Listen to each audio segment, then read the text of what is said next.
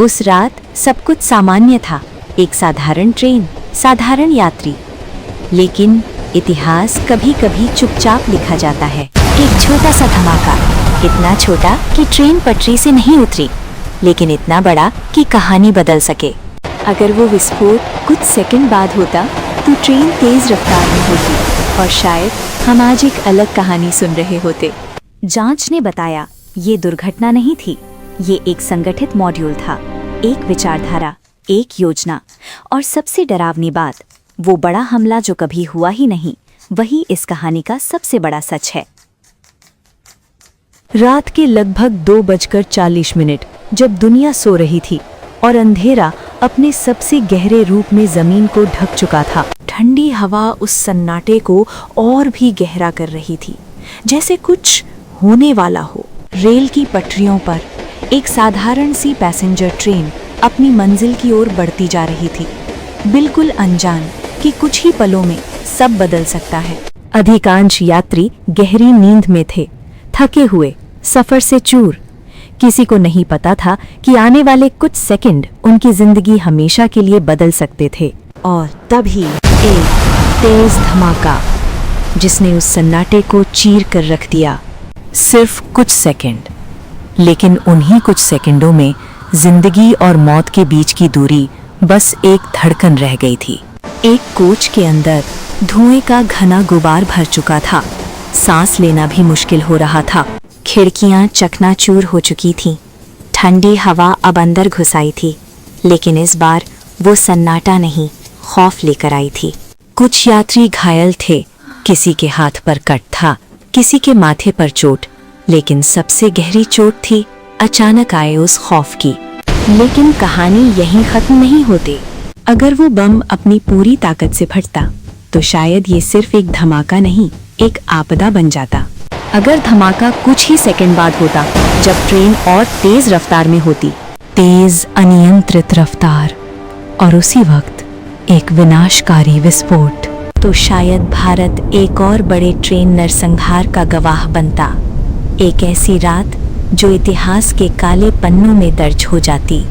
ये कहानी है 7 मार्च 2017 की, एक ऐसी तारीख जिसे बहुत कम लोग याद रखते हैं, लेकिन जो भारत की सुरक्षा के इतिहास में चुपचाप दर्ज है।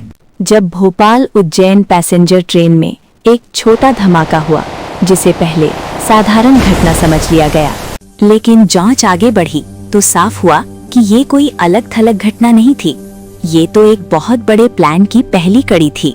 और ये कहानी है उस दूसरे धमाके की जो अभी होना बाकी था, जो कभी हुआ ही नहीं, क्योंकि उसे आखिरी मिनट पर रोक दिया गया।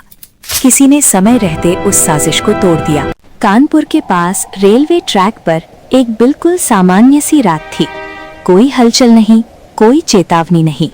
भोपाल उज्जैन पैसेंजर ट्रेन अपनी तय रफ्तार से आगे बढ़ रही थी, सब कुछ बिल्कुल सामान्य। ये कोई हाई प्रोफाइल ट्रेन नहीं थी, न कोई खास पहचान, न कोई विशेष खतरे की सूचना, न कोई वीआईपी मूवमेंट, न कोई स्पेशल सिक्योरिटी, सिर्फ एक साधारण सफर, साधारण लोगों के साथ। साधारण लोग, मजदूर, छात्र, परिवार, जो बस अपनी मंजिल तक पहुंचना चाहते थे।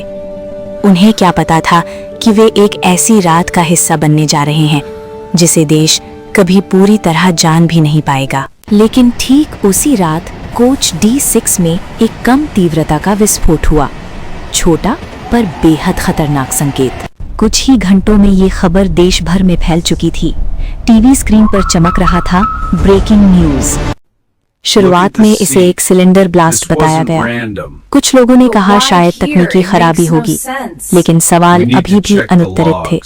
लेकिन जब फोरेंसिक टीम मौके पर पहुंची तो जांच का रुख बदलने वाला था, क्योंकि वहां मिले कुछ ऐसे सबूत जो साफ बता रहे थे ये कोई हादसा नहीं था, ये एक सुनियोजित विस्फोट था। जांच ने साफ कर दिया ये कोई दुर्घटना नहीं थी। फोरेंसिक रिपोर्ट ने पुष्टि की ये एक IED था, एक इम्प्रोवाइज्ड एक्सप्लोसिव डिवाइस, यानी हाथ से तैयार किया गया बम। अब सवाल था किसने लगाया, क्यों लगाया गया ये बम? डर फैलाने के लिए या किसी बड़े प्लान का संकेत देने के लिए? और सबसे बड़ा सवाल, क्या ये सिर्फ शुरुआत थी या भारत किसी बड़े हमले की तरफ बढ़ रहा था? मामला अब स्थानीय नहीं रहा था। जांच का जिम्मा संभाला उत्तर प्रदेश एटीएस और केंद्रीय एजेंसियों ने। अब ये राष्ट्रीय सुरक्षा का विषय था। कुछ ही घंटों की जांच में एजेंसियों को साफ हो गया, ये हादसा नहीं था, ये एक सोची समझी साजिश थी। आईईडी की तीव्रता कम थी, जिसके कारण ट्रेन पटरी से नहीं उतरी। संरचना को नुकसान हुआ, लेकिन तबाही टल गई।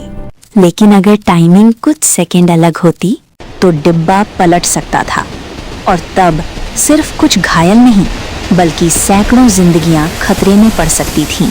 जांच में जल्द ही एक नाम सामने आया, एक ऐसा नाम जो वैश्विक आतंकवाद से जुड़ा था। आईएसएस से जुड़े एक संदिग्ध मॉड्यूल की कड़ी सामने आई।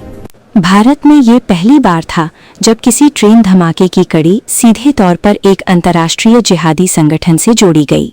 ये सिर्फ एक कम तीव्रता का विस्फोट नहीं था, ये संभवतः एक परीक्षण था, एक संदेश या आने वाले बड़े हमले की तैयारी। इस्लामिक स्टेट, जिसे दुनिया इस्लामिक स्टेट के नाम से जानती है, एक ऐसा संगठन जिसने पिछले दशक में वैश्विक आतंकवाद की परिभाषा बदल दी। अब मामला सिर्फ एक ट्रेन धमाके का नहीं था, ये एक संकेत था कि कोई नेटवर्क सक्रिय है। जांच एजेंसियों को अब स्पष्ट हो चुका था, ये एक अकेले व्यक्ति की हरकत नहीं थी, ये एक मॉड्यूल था, संगठित, समन्वित और संभवतः निर्देशित। धमाके के कुछ ही घंटों बाद लखनऊ में एक घर को सुरक्षा बलों ने घेर लिया। सूत्र साफ थे, संदिग्ध अंदर मौजूद था। संदिग्ध की पहचान हुई सैफुल्लाह, एक युवा जो जांच एजेंसियों के रडार पर आ चुका था। सुरक्षा बलों ने कोशिश की उसे जिंदा पकड़ा जाए। घंटों तक बातचीत चली, उसे सरेंडर करने का मौका दिया गया, लेकिन अचानक अंदर से फायरिंग शुरू हो गई। अब बातचीत खत्म हो चुकी थी, ऑपरेशन टकराव में बदल गया। घंटों चली कार्रवाई के बाद मुठभेड़ समाप्त हुई, संदिग्ध मारा गया, ऑपरेशन खत्म हुआ। लेकिन कहानी यहीं खत्म नहीं थी। घर से बरामद हुआ एक पिस्टल, विस्फोटक सामग्री, चरमपंथी संगठन से जुड़ा झंडा और प्रचार सामग्री। जांच एजेंसियों के लिए अब तस्वीर साफ थी, ये कोई अकेला व्यक्ति नहीं था, ये एक संगठित मॉड्यूल था, समन्वित, सक्रिय और वैचारिक रूप से कट्टर। जांच में जो सामने आया वो और भी चिंताजनक था। ये विस्फोट संभवतः एक टेस्ट रन था, एक अभ्यास, संभवतः सुरक्षा व्यवस्था को परखने के लिए, प्रतिक्रिया समय समझने के लिए और ये जानने के लिए कि सिस्टम कितना सतर्क है। जांच में संकेत मिले कि योजना यहीं रुकने वाली नहीं थी, आगे और बड़े हमलों की तैयारी थी। ये सिर्फ शुरुआत हो सकती थी। जांच में जो संकेत मिले वे चिंताजनक थे। निशाने पर थीं भीड़ भाड़ वाली जगहें, धार्मिक आयोजन और रेलवे नेटवर्क, ऐसी जगहें जहां एक हमला सबसे ज्यादा दहशत फैला सकता था। खुफिया इनपुट के आधार पर मध्य प्रदेश और उत्तर प्रदेश में समन्वित छापेमारी की गई। नेटवर्क को तोड़ने के लिए तेज और सटीक कार्रवाई जरूरी थी। कार्रवाई के दौरान कई संदिग्धों को गिरफ्तार किया गया। जांच एजेंसियों को विश्वास था एक बड़ा नेटवर्क समय रहते निष्क्रिय कर दिया गया। छापेमारी में बरामद हुई विस्फोटक सामग्री, टाइमर उपकरण और हथियार, ये सिर्फ वस्तु ही नहीं थीं, ये इरादों के संकेत थे। अगर ये नेटवर्क सक्रिय रहता तो शायद देश कई बड़े हमलों का सामना करता। निशाना भीड़, विश्वास और सार्वजनिक ढांचा। कभी कभी इतिहास का महत्व उसमें नहीं होता जो घटा, बल्कि उसमें होता है जो टल गया। ये कहानी सिर्फ एक विस्फोट की नहीं है, ये कहानी है समय रहते पहचाने गए खतरे की। मुंबई, जहां रफ्तार कभी नहीं रुकती, लेकिन 1993 का वो दिन जब ट्रेन ब्लास्ट्स ने इस शहर की धड़कन को एक पल के लिए थाम दिया। दहशत और सन्नाटा पूरे महानगर में फैल गया। सीरियल धमाकों ने रेलवे स्टेशनों की हलचल को खामोशी में बदल दिया। जहां हर दिन भीड़ होती थी, वहीं डर भी बस गया। और सिर्फ शहर ही नहीं, जंगलों की पटरियां भी नक्सली हमलों का निशाना बनी। मकसद था देश की रफ्तार को रोक देना। लेकिन 2017 की ये घटना खास थी, क्योंकि इस बार खतरा अलग था और रणनीति भी। ये किसी बड़े संगठन की भारी भरकम साजिश नहीं थी, ये था लोन वुल्फ स्टाइल सेल, जहां हमला छोटा दिखता है लेकिन असर गहरा होता है। ये रणनीति संगठित थी, लेकिन समूह छोटा, कम लोग, सीमित संसाधन, फिर भी योजना बेहद सटीक, कम लागत लेकिन प्रभाव बहुत बड़ा। यही है लोन वुल्फ रणनीति का सबसे खतरनाक पहलू। जांच में सामने आया कि इस्तेमाल किया गया आईईडी किसी बड़ी फैक्ट्री में नहीं बना था, इसे लोकल तौर पर असेंबल किया गया था। सबसे अहम बात, टाइमिंग डिवाइस सटीक नहीं था। योजना थी लेकिन तकनीक पूरी तरह परिपक्व नहीं, और शायद यही वजह थी कि एक बड़ी तबाही टल गई। कई जिंदगियां आज भी सुरक्षित हैं क्योंकि एक छोटी सी चूक वक्त पर हो गई। फॉरेंसिक रिपोर्ट ने साफ कर दिया, ये कोई आकस्मिक हादसा नहीं था, ये एक सोची समझी योजना थी। कई विशेषज्ञों का मानना था कि जो हुआ वो एक चेतावनी थी। अगर विस्फोट कुछ सेकंड बाद होता तो ट्रेन तेज रफ्तार में होती और हादसा भयावह होता। कई जिंदगियां सिर्फ कुछ सेकंड की दूरी पर थीं। कभी कभी इतिहास सेकंडों में लिखा जाता है। ये मॉड्यूल ज्यादातर युवा लड़कों का था, ऐसे लड़के जो कभी किसी भी भीड़ में सामान्य दिखते। इंटरनेट के जरिए कट्टरपंथी विचारधाराओं से प्रभावित डिजिटल दुनिया जहां शब्द धीरे धीरे सोच बदल देते हैं। ये कहानी सिर्फ एक ट्रेन धमाके की नहीं है, ये उससे कहीं बड़ी है। ये कहानी है कैसे डिजिटल प्रोपेगेंडा धीरे धीरे लोगों की सोच बदल देता है, कैसे शब्द आखिरकार हथियार बन जाते हैं। जांच में ऐसे संकेत मिले कि अगला निशाना एक धार्मिक स्थल हो सकता था। सोचिए अगर ऐसा होता। त्योहार का समय, रोशनी, प्रार्थनाएं, खुशियां, भीड़ जहां एक छोटी सी हलचल भी लहर की तरह फैलती है। अव्यवस्था जहां डर भीड़ से ज्यादा तेजी से फैलता है। अगर वो हमला वक्त पर न रोका जाता तो परिणाम अकल्पनीय होते।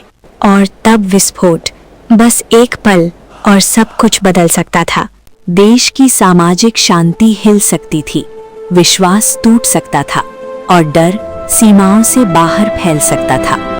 लेकिन वो नहीं हुआ। क्यों? क्योंकि एजेंसियों ने सिर्फ 48 घंटों में पूरा नेटवर्क तोड़ दिया। एक साजिश जो इतिहास बदल सकती थी, वक्त रहते रोकती गई। इस घटना के बाद रेलवे सुरक्षा में कई बदलाव किए गए। चूक को सीख में बदला गया। सीसीटीवी कैमरों की संख्या बढ़ाई गई। अब हर प्लेटफॉर्म, हर कोना निगरानी में है।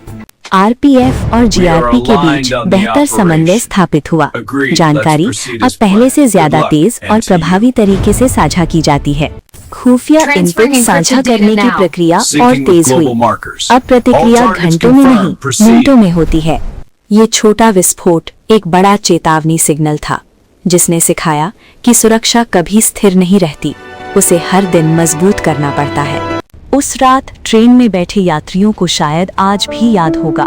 धुएं की गंध जो अचानक हवा में भर गई थी, चीखें जो कुछ सेकंड तक कानों में गूंजती रहीं, घबराहट जब हर इंसान पहले समझना चाहता था क्या हुआ है, लेकिन उन्हें शायद कभी एहसास न हुआ हो कि वे एक बहुत बड़े नरसंहार से बस कुछ सेकंड दूर थे। कभी कभी इतिहास बदलने के लिए सिर्फ 48 घंटे और कुछ सेकंड ही काफी होते हैं। कई बार इतिहास में जो नहीं हुआ वही सबसे बड़ी कहानी होता है, क्योंकि अनलिखे पन्नों में भी असंख्य जिंदगियां बसती हैं। भारत ने उस रात एक ऐसा हमला रोका जो भविष्य बदल सकता था। ये सिर्फ एक ऑपरेशन नहीं था, ये विश्वास की रक्षा थी, ये सामाजिक शांति की रक्षा थी। और कभी कभी सबसे बड़ी जीत वही होती है जिसके बारे में दुनिया को पूरा सच कभी पता ही नहीं चलता।